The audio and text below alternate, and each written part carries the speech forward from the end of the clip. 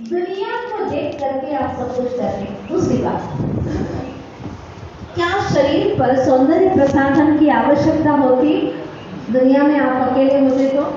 बोलो नहीं। नाई वाई की जरूरत होती बाल काटने की? नहीं, तो सब दिखाने के लिए। तरह तरह के कपड़े पहनने की जरूरत होती क्या? बोलो नहीं। इसीलिए हमारे संत साधु अकेले हो गए दुनिया में। आई एम ओनली सॉल, सिर्फ अकेला आत्मा हूँ। जिन्होंने ये तय कर लिया कि मैं सारे विश्व में अपना एक अकेला ही आत्मा हूँ, अपने को ही देखना है, मेरा संसार अपना ही है, अकेले में ही है, सब कुछ मैं अकेला हूँ। ये जिस दिन आ गया उस दिन कपड़ों की, घर की, परिवार की, प्रसिद्धि की कोई चाहत नहीं। साधु भी बन गया और प्रसिद्धि की चाहत में पड़ा है तो साधु तक खत्म।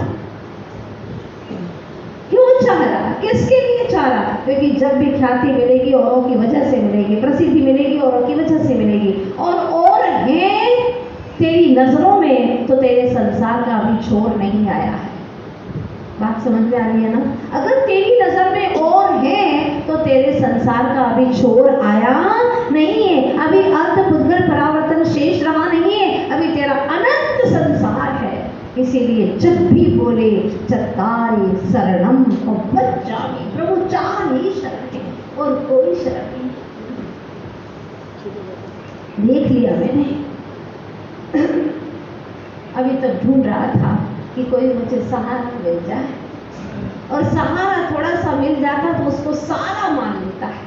सहारा को सारा सब कुछ मान लेता है। आचार्य भगवत मूक माटी महाकाव्य में लिखते हैं कि पर की मदद पाना भी पर को मद उत्पन्न कराना है। मदद, उसने मदद की, उसको मद चढ़ जाएगा। देखो मैं नहीं होता तो पता चल जाता तुम्हें।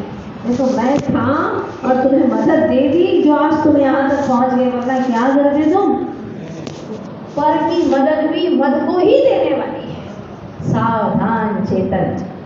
बाहर के संसार में क्यों ढूंढे सहारा, तेरे भीतर ही है इस भव का किनारा। बाहर के संसार में क्यों ढूंढे सहारा, तेरे भीतर ही है इस भव का किनारा। इस भव का किनारा तेरे ही भीतर है। अथाह अथाह संसार समंदर भी तेरे भीतर में है, तो इस संसार का किनारा भी तेरे भीतर में। क्या गजब का श्लोक कहा है, 13वें नंबर की श्लोक में कहा है कि जो लोग सोचते हैं दुर्जेना सुरक्षेण नश्वरेण धनादिना, नश्वर धन के माध्यम से जो बड़ी मुश्किल से कमाया जाता है, बहुत मुश्किल से कमाते हैं, धन को कठिनाई से कमाते हैं, और सुरक्षा करना तो और कठिन है उसका। आज के समय में इसकी सुरक्षा करना बहुत कठिन है। ताला लगाओ, अलीगढ़ का लाओ, और ढूंढते भैया और कौन सा ऐसा ताला है जिसको चोर नहीं तोड़ सकते, डाका नहीं डाल सकते। देखो सर्च करो ताला कौन सा लगाऊं, कौन से लॉकर में रखूं, कौन से बैंक में रखूं। ओ हो, सुरक्षित करने के लिए एक तो उसको कमाना मुश्किल, फिर कमा करके उसकी सुरक्षा करना मुश्किल। इतना बेचैन है। धन है तो भी बेचैन, धन नहीं है बोलो, चैन नहीं थी तो भी बेचैन था, चैन है।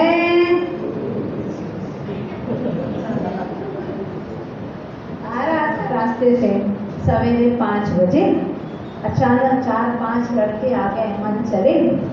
हाँ, उनकी बातों को दूर से सुन रहा है, बेचैन हो गया क्योंकि चैन है ना गले में, धीरे से अंदर करता है, अंदर कर देता है, दिखे नहीं उनको। और धर्म सभा में आता है, भूल से अंदर रह जाए तो पूजा पूजा करके बाहर कर देता है। क्या है चैन कितनी बेचैन नहीं कर रही है? इससे तो बेटर था कि चैन पहनना ही नहीं। क्या दिखाना, इससे कौन सा सुख मिल गया तुम्हें बताओ? कई चीजें दुनिया में ऐसी हैं जिससे तुम्हें कोई सुख नहीं है, पर आपकी मान्यता। अब मान लीजिए चमड़ी के ऊपर झुर्रियां पड़ गई, आपको कौन सा दुख है बता? इससे कोई दुख है क्या? पेट में दर्द हो रहा है तो मानते हैं चलो आपको दुख हो रहा है, लेकिन चेहरे पर झुर्रियां पड़ गई, आपको कौन सा दुख है? बाल आपके सफेद हो गए, कौन सा दुख है? चलो बताओ, मैं तो सोचती रहती हूँ ये बात। सफेद बालों से आत्मा के दुख का कौन सा वास्ता है ये बताओ? हाँ, चले जाए तो भी कुछ नहीं, कोई दुख का वास्ता ही नहीं है।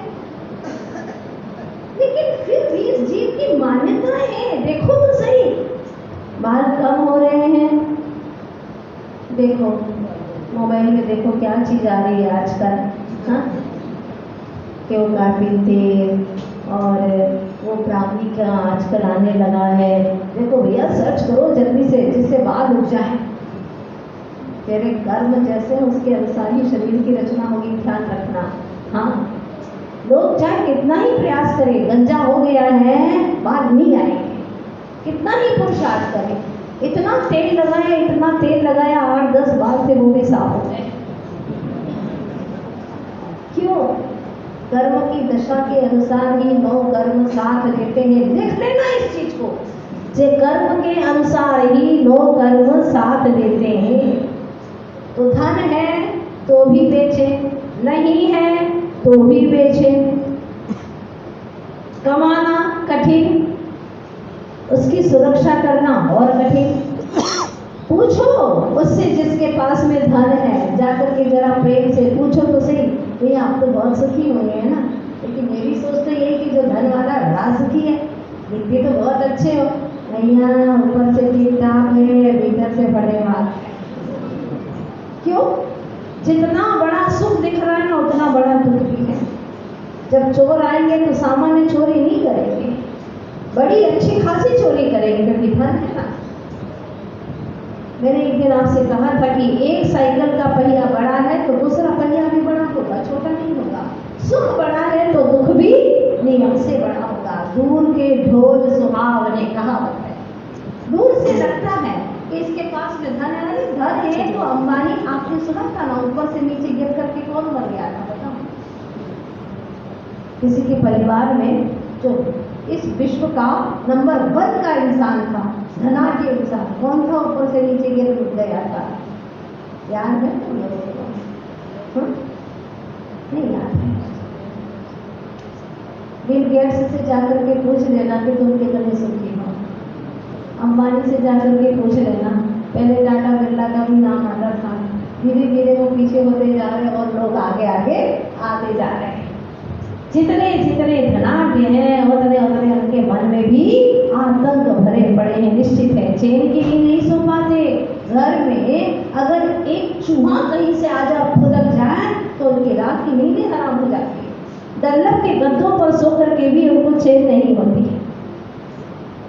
बिल्कुल निश्चित है। तो जब तक जॉकेट है और जॉकेट में पॉकेट है, पॉकेट में धन है, तो चैन है ही नहीं। आए दिन टैक्स का भय बना रहता, जीएसटी और लगा दी मोदी जी ने। बड़ी महत्वपूर्ण बात है, जब से जीएसटी आ गया ना, तो 1 नंबर का धन तो आप सरकार को बता देंगे, बताना ही पड़ता है ना, कुछ तो कमा रहे हैं तो बताना ही पड़ेगा। तो 1 नंबर का जो धन है उसको सरकार को बता देते, और जो 2 नंबर का है वो सरकार को नहीं बताते। सोना खरीद लेते हैं, घर में डाल देते हैं, किसी को इधर दे देते हैं। हाँ, इस तरह से 2 नंबर का धन नहीं बताते। लेकिन 3 नंबर का धन खतरनाक है, जो कि पत्नी को भी नहीं बताते, बच्चों को भी नहीं बताते, पत्नी भी पति को भी नहीं बताती। कौन से नंबर का धन है वो? 3 नंबर का धन है ना। पर जब नोटबंदी आती है, अभी 2000 की नोटबंदी, तो ये सारी बातें सामने आ जाती हैं। फिर मरते दम कहता, भैया जो धन धड़ा है ना उसको निकाल देना। बोल पाए तो ठीक, नहीं बोल पाए, मान लो कोमा में आ गए, बोल नहीं पा रहा, समझ तो रहा है लेकिन कुछ भी कह नहीं पा रहा। ऐसी स्थिति में क्या होगा, अंदर ही अंदर में उसके विकल्प चलते रहेंगे, उसकी दुर्गति हो जाएगी। जो नोट उसने सुख के साधन मान रखे थे, वही उसके लिए दुर्गति का कारण बन जाएगा। सोच लेना, जो हकीकत की बातें हैं, इसलिए उतना ही रखो जिससे काम करना है। हम लोग कोटा में चातुर्मास कर रहे थे। एक महानुभाव हमारे पास में आते थे। उनकी जीवन की हिस्ट्री में आपको बताना चाहती हूँ।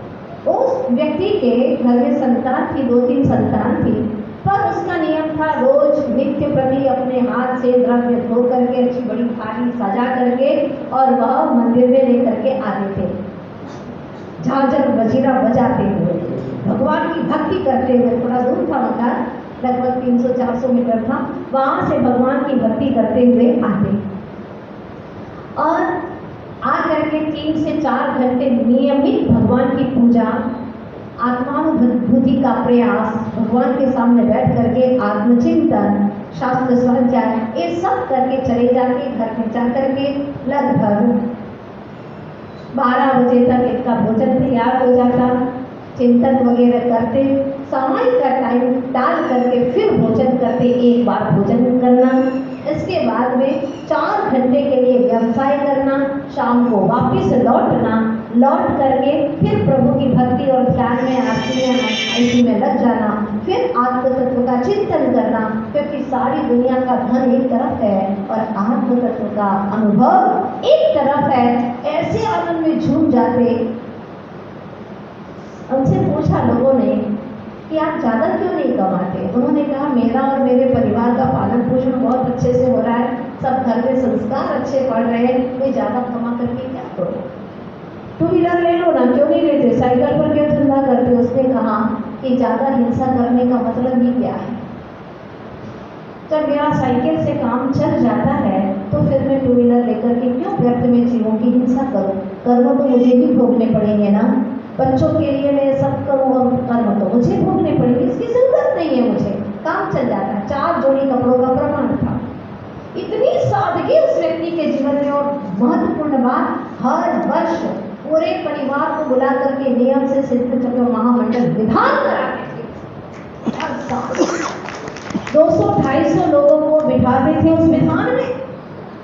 आप लोगों ने इतना कमा करके कभी सिद्ध चक्र विधान नहीं करवाया होगा, नहीं करवाया होगा, कभी अनंत सिद्धों की आराधना नहीं कराई होगी, जबकि सारे विधानों का महाविधान है सिद्ध चक्र महामंडल विधान। कभी नहीं कराया हो तो आज एक संकल्प कर लेना, इतना कमा लूंगा, अरे 2-4 लाख ही कमा लो और जीवन में एक बार कम से कम सिद्ध चक्र महामंडल विधान करवाओ, पूरे परिवार को बुलाओ और उसके अंदर बुला करके सबको भगवान की भक्ति में लगा। क्या कर्मों की निर्जरा के कारण बनोगी आप? सबको खिलाने पिलाने, हाँ, होटल में बुलाने के लिए कितनी बार बुलाया, कितने करोड़ बांधे तुमने, लोगों का पोषण किया, लेकिन कभी भी अनंत सिद्धों की आराधना के लिए आह्वान नहीं किया। चातुर्मास का कार्य चल रहा है, अब शुरू होने वाला है। आप लोगों से गुजारिश है मेरी, इस चातुर्मास कार्य में एक विधान जरूर करना, अपने परिवार के सारे लोगों को बुलाना, एक मंडप लेना और ऐसा विधान करवाना कि आपको लगे कि मैंने जीवन में कुछ अच्छा कार्य करना शुरू कर दिया है। बोलो भावना है कि नहीं है? नहीं हो तो आज से संकल्प कर लेना एक विधान करने की। वो व्यक्ति इतना कम कमाता था, फिर भी बचा करके भगवान की भक्ति के लिए साल भर में एक विधान कराता। आप लोग जब जाकर के पूछेंगे कोटा में, दादावाड़ी में, तो वो व्यक्ति का पता आपको हर कोई मिलेगा। धनाढ़ी को कोई पहचाने ना पहचाने, लेकिन उस व्यक्ति की सात्विक और जो सज्जनता है उसको हर व्यक्ति पहचानता, हर शख्स पहचानता है और अदब से उसका नाम लेते हैं। हर व्यक्ति उसकी प्रशंसा करता है। दुनिया से कोई लेना देना नहीं, अपने काम से काम। मंदिर गए मौन, आए तो मौन। आप मंदिर जाते जाते कितने लोगों से मुलाकात करते हैं, फिर क्या भगवान से मुलाकात होगी तुम्हारी? इतने लोगों से बतियाते हुए जाते हो, इतना दिमाग में सोचते हुए जाते हो, तो भगवान तुम्हें दिखते ही कहाँ है? कम से कम इतना संकल्प करो कि घर से निकलेंगे मंदिर में, जब तक भगवान से नहीं मिलेंगे तब तक हम किसी से कोई मुलाकात नहीं करेंगे, कोई वार्तालाप नहीं करेंगे, तभी तो आपका मंदिर जाने का संकल्प पूरा होगा। बोलो कर सकते हो क्या? नहीं आज से बोलो ना, कम से कम आने का संकल्प करो। चलो जाते वक्त आपको बाजार में भी जाना पड़ता सब्जी वब्जी खरीदना, आने का तो संकल्प करो कि जब हम भगवान के पास में जा रहे हैं, घर से संकल्प लेकर के मौन से जाएंगे, जब तक प्रभु से नहीं मिलेंगे तब तक हम किसी से कोई वार्तालाप नहीं करेंगे। आप छोटा सा संकल्प, ये छोटा सा संकल्प प्रभु से मुलाकात करवाएगा, प्रभु से मिलन करवाएगा, आपके भीतर की कर्मों को तोड़ेगा, काटेगा इसे। छोटा सा संकट, चाहे कोई भी आ जाए बीच में, लेकिन आपका संकल्प है आप उससे मिलेंगे नहीं, आप उससे वार्तालाप नहीं करेंगे। ये प्रतीक है कि तुझे भगवान से मिलने की कितनी अदम्य आकांक्षा है। बोलो आज से एक छोटा सा नियम करोगे? हाँ, याद रहेगा आप सभी लोगों को, बोलिए ना, बोलो पक्का। चलिए इतना छोटा सा संकल्प करिएगा, घर से निकले मंदिर तक, जब तक भगवान से नहीं मिलते कोई बात नहीं, आकर के भगवान से तो मिलते नहीं, क्यों भाई ये बड़ा कहाँ कर दिया, ये कहाँ रख दिया, कचरा क्यों रखा है यहाँ पर, तूने कचरा क्यों भरा है? हाँ, ये तो कचरा दिख रहा है मंदिर के अंदर, कचरा क्यों दिख रहा है और अपने भीतर का कचरा नहीं दिखता? ये सब बाद में देखना, पहले आप अपनी अवस्था को देखो। मंदिर की व्यवस्था तो कर लेते हो आदेश देकर के, चिल्ला चिल्ला करके, लेकिन भीतर की व्यवस्था तो कौन देखेगा? तुम्हारे परिणामों की व्यवस्था तो तुम्हें ही करना है। इसलिए ध्यान रखना, अगर ये नहीं किया तो जैसे आए हो वैसे ही चले जाओगे, कुछ हासिल नहीं होगा। छोटी छोटी सी नियमावलियां आपके जीवन को बदल देगी। इसीलिए कहा गया राम बिना निर्धन दुखी है और तृष्णावश धनवान भी दुखी है। अरबपति है लेकिन तृष्णा है ना उसके अंदर, इसलिए वो भी दुखी, महादुखी है वो। जिसके पास में कम है लेकिन संकल्प कर लिया कि बस अब ज्यादा नहीं चाहिए, उसके भावों को हम तो प्रणाम करते हैं, धन्य है वो जिसने ये संकल्प कर लिया, जिसके भावों में ये आ गया कि अब मुझे ज्यादा चाहिए ही नहीं, मेरा 1 करोड़ से काम चल जाएगा, जीवन भर तक चल जाएगा, क्या करना मुझे ज्यादा। अगर कोई कहे कि मैं तो त्याग करूंगा, दान दूंगा, इसलिए खूब कमाना है, तो आचार्य क्या उदाहरण देते हैं, वाह भाई बहुत अच्छा काम कर रहा है तू। हाँ, पहले तो कीचड़ लगा रहा है पूरे शरीर पर, पूछा क्यों, क्या कर रहे हो? कुछ नहीं, कीचड़ लगा रहा हूँ। अरे कीचड़ काय को लगा रहे हो? इसलिए अभी नहाना तो है ही ना। क्या उदाहरण दिए देखिएगा इसी उपदेश में, अभी नहाना ही तो है, क्यों कमा रहे हो, क्यों कीचड़ लगा रहे हो? अभी नहाना ही है, मतलब दान तो देना ही। समझ में आया आपको? क्यों कीचड़ लगा रहे हो? नहाना तो है ही ना। अरे नहाना है तो कीचड़ काय को लगा रहे हो, बदबू आएगी उससे। क्यों मेहनत कर रहे हो, क्यों हाथ पैर तोड़ रहे हो तुम इतनी मेहनत करके, क्या जरूरत है? अपने घट को खाली रहने दो, कचरा मत भरो इसके अंदर, इधर उधर की बातों में मत पड़ो, कोई सार नहीं है। अपने ज्ञान घट को खाली रहने दो, शांत रहने दो। इसीलिए कमा रहा हूँ, इसीलिए कीचड़ लगा, कमाने का मतलब कीचड़ लगाना, दान दे रहा हूँ, दान देने के लिए कर रहा हूँ, मतलब नहाना है। ये कोई बात है क्या? ऐसी ऐसी बातों से आचार्य भगवान समझा रहे हैं, अपने जीवन को सुस्थिर करो, लेकिन तुम्हारी दृष्टि तो बाहर में लगी, दुनिया क्या कर रही है उसके अकॉर्डिंग मुझे तो जीना है। सब जगह देखियो छान, सारे जगत को छान छान करके देख लिया, यहाँ पर कोई भी सुखी नहीं है। अज्ञानी धन पाकर स्वयं को सुखी मानता है। जैसे उदाहरण दिया, ज्वरवाणी व सर्पिशा, जैसे बुखार से पीड़ित व्यक्ति घी पी जाए, आधा ग्लास 1 ग्लास भर करके घी पी जाए, क्यों? बुखार है, बहुत कपड़ा था और घी ठंडा करता है इसलिए पी गया। बेटा अभी तो पी लिया, बाद में पता चलेगा, क्योंकि बुखार में लीवर पाचन शक्ति बहुत मंद हो जाती है और इतना सारा घी पी लिया, मरेगा। एक तो अज्ञानी है ही और धन और इकट्ठा कर रहा है, नाखून तो है ही बड़े बड़े, खुजली और होगी शरीर में। क्या उदाहरण दूं मैं आपको? हाँ, लंबे लंबे नाखून है और तेज खुजली हो गई, क्या करेगा? खुजाता रहेगा, मांस निकल जाएगा, खून की धाराएं छूट जाएगी। ऐसी दुर्दशा है इस जीव की, अज्ञानता से धर्म में ही अपने आप को सुखी मान रहा है। आजकल तो नए तरह की चोरियां हो रही है। धन को सुरक्षित कहाँ करोगे भाई बताओ? कहते हैं अपने बाप को भी ब्याज पे नहीं देना, आज का समय खराब आ गया है, ऐसा बोलते ना।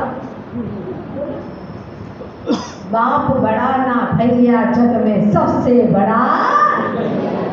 कहावत है, क्यों है कहावत मालूम है आपको? रकाब ने कहावत कब से पढ़ी? हुआ ये कि एक व्यक्ति, पहले के समय में क्या गलियारे होते थे और इधर भी मकान इधर भी मकान, शाम को खा पी करके लोग बाहर बैठ जाते अपने, हाँ बाहर में बैठ जाते, ओटला बनाते थे चबूतरा टाइप का, वहाँ पर बिठा देते, बैठ जाते और आपस में सुख दुख की बातें किया करते थे। पहले के लोग षड्यंत्र नहीं करते थे, जो भी बात होती वो आस पास में सुना करके अपना माइंड खाली कर देते थे, रात में चैन के नींद सो जाते थे। तो एक दिन एक व्यक्ति जोर जोर से रोने लगा तो उसके पड़ोसियों ने पूछा, भाई तू क्यों रो रहा है? उसने कहा, रो नहीं तो क्या करूं, बात ही रोने जैसी है। क्या बात हो गई आखिर? हाँ बताओ, ऐसी कौन सी दुर्घटना हो गई जो तुम इतने जोर जोर से रो रहे? बोले बात ही ऐसी है, रोने ही जैसी बात है। अरे ठीक है, लेकिन अभी तो बताओ रो क्यों रहे हो, बताओ तो सही। ऐसा है, आज से ठीक 3 महीने पहले मेरे दादाजी मर गए थे, तो आज क्यों रो रहे हो? 3 महीने पहले मरे थे, आज अचानक काहे को रो रहे हो? रो नहीं तो क्या करूं? ठीक है रो, तुम्हें कौन चुप कर सकता है? जब तुम्हें रोना ही है तो रो। तो मुझे पागल मत समझो, मैं क्यों रो रहा हूँ, बता रहा हूँ मैं तुम्हें।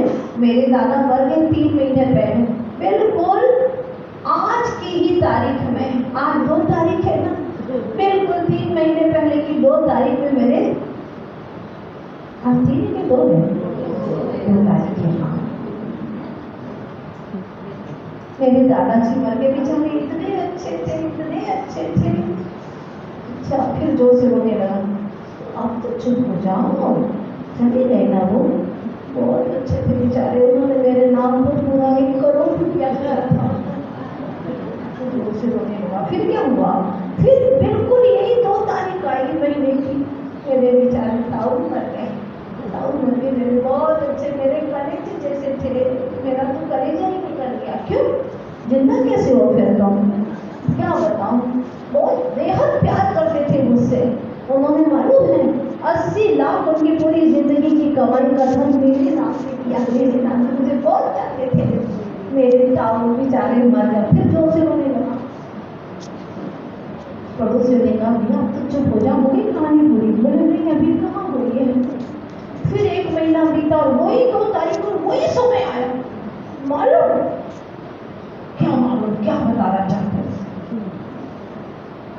क्या बताऊं आपको, मेरे पिताजी, हम 3 बेटे हैं उनके, सबसे ज़्यादा प्यार मुझसे करते थे। उन्होंने किसी को कुछ भी वसीयत में नहीं दिया। पिताजी ने पूरा 70 लाख रुपया मेरे नाम पे किया, 70 लाख। बहुत अच्छे थे मेरे पिताजी, लोग चले गए। रोने लगा कि वो चले गए, अब क्यों रो रहे हो तुम? रो नहीं तो क्या करूं, आज 2 तारीख है, उस समय पूरा वही 5 बजे का समय था, तीनों गुजरे थे इसी समय पर। अब रो नहीं तो क्या करूं, 5 बजे जा रही, कोई बारात नहीं, कोई नहीं मरा। किसके लिए रो रहा है? वो मर गए उसके लिए भी रो रहा है, वो जो देख करके गए उसके लिए भी नहीं रो रहा है, पर अब देने वाला कोई दिख नहीं रहा, इसलिए रो रहा है। बाप बड़ा ना भैया जग में सबसे बड़ा भैया, ये ही संसार की हालत। आप लोग गाते हो ना, दुनिया बनाने वाले, तो कुछ गाते ना, क्या तेरे मन में समाई तूने। वाह बहुत अच्छा, सबको याद है, जैसे झूठे भजन सबको याद है, बिल्कुल झूठा भजन है ये। हमारे जैन धर्म का भजन है ही नहीं, क्योंकि दुनिया बना ही नहीं सकता। सबकी दुनिया अपने अपने कर्मों से खुद ने बनाई है, खुद ने अपने कर्मों से अपनी दुनिया बनाई है। भगवान दुनिया बनाता है क्या? अगर भगवान दुनिया बनाते तो हसीन बनाते, बहुत प्यारी सी दुनिया बनाते जिसमें कोई दुखी नहीं होता। लेकिन हर व्यक्ति अपने कर्मों से दुखी हो रहा है। ऐसे झूठे झूठे गीत गाते हैं, भरमाते हैं, अपने आप को भ्रम में डालते हैं। ये सब संसार की गीत को छोड़ो, ऐसे गीत को छोड़ो और सच में जो सही है, मेरे कर्म से ही मेरा संसार बनता है, और जब कर्म का विनाश होता है तो मुझे सिद्धि की प्राप्ति होती है। धन्य सिद्धि को देने वाले सिद्धिदा। वाह, सहस्र नाम में नाम आता है प्रभु का सिद्धिदा। सिद्धि को प्रदान करने वाले प्रभु आप धन्य हैं। मुझे भी सिद्धि दीजिए, मुझे प्रसिद्धि नहीं चाहिए स्वामी, मुझे तो सिद्धि चाहिए। इस तरह की भावना करो। आगे इस चर्चा को बढ़ाएंगे, बड़ा अच्छा विषय है। तो अभी तक धन से सुरक्षा मान रहे थे, जितना धन है उतना असुरक्षित है। जब धन नहीं था, कुछ भी कोड़ी भी नहीं थी, खुले आसमान में सोता था, कोई टेंशन था क्या? घर ही नहीं था, दरवाजे कहाँ से होंगे? दरवाजे नहीं तो चोर के घुसने का डर भी नहीं था। लेकिन जैसे जैसे धन बढ़ा, हवेली अट्टालिका बनी, अब उसमें द्वार बन गए, और जाओ जो द्वार बने हैं उसमें भी पीछे एक आड़ा लगा दिया, क्यों? कोई घुस ना पाए। इतना टेंशन है। तो जितना जितना धन बढ़ा उतने उतने असुरक्षा बढ़ती गई, असुरक्षित होता गया। लेकिन अज्ञानी मानता है कि धन है ना, अब तो मैं जीवन भर तक चला लूँगा, इतने पैसे से तो मेरा काम हो जाएगा। बेटा, एक धमाके में ऐसा कर्म का उदय आ गया, भयानक रोग घिर गया, न पैसा काम आएगा, न दुनिया का कोई मित्र काम में आएगा। इसीलिए वो चीज को हासिल कर जो एवरी टाइम तुझे सुख दे सके, उसका नाम है धर्म। सच्चा जिन धर्म, जिन शासन अपूर्व है, अनमोल है, जो तुझे मिला है, उसकी सेवा कर, उसकी शरण में जा, जो हर पल तुझे सुखी करेगा, आनंद देगा। इसके सिवा दुनिया में कोई सुख प्रदाता नहीं है। विश्वास करो, और ऐसी बातें सुनोगे तो एक न एक दिन शीघ्रता से सब में दृष्टि बन जाओगे। आज से ये बात जचा लो, पहली बार प्रभु के पास में आऊँगा, जब तक नहीं मिलो प्रभु से तब तक मौन धारण करूँगा। दूसरी बात, इस जग में मेरी आत्म तत्व की, मेरी सुरक्षा का कोई भी उपाय नहीं है सिवा धर्म के। एक धर्म ही मुझे सुरक्षित करता है। जब धर्म हृदय में है तो तुम्हारा साथी से पुण्य बनेगा, और पुण्य का अगर तुम्हारे ऊपर चारों तरफ पर्दा है, अगर पुण्य के किवाड़ हैं तुम्हारे चारों तरफ, तो कोई दुनिया का शख्स तुम्हारे प्रति दुर्भाव कर ही नहीं सकता। बिल्कुल तय बात है। अगर कोई दुर्भाव करता है, मारने का षड्यंत्र करता है तुम्हारे प्रति, तो तुम्हारे ही पाप कर्म के उदय से करता है। तो आप अपने आप को सुरक्षित करिएगा। धर्म के सुरक्षा कवच में अपने आप को इतना सुरक्षित कर ले कि अनंत संसार में आपको भटकना न पड़े, सीधे यहाँ से एक अनुभव में सिद्ध गति को प्राप्त हो सको। बात आपको जच रही है कि नहीं जच रही है? अंदर की बातें हैं, अंदर तक पहुँचना चाहिए। तो मुझे विश्वास है ये बातें सुन करके आपका जीवन जरूर आनंदित होगा। इन्हीं शुभकामनाओं के साथ में बड़े महावीर भगवान की आचार्य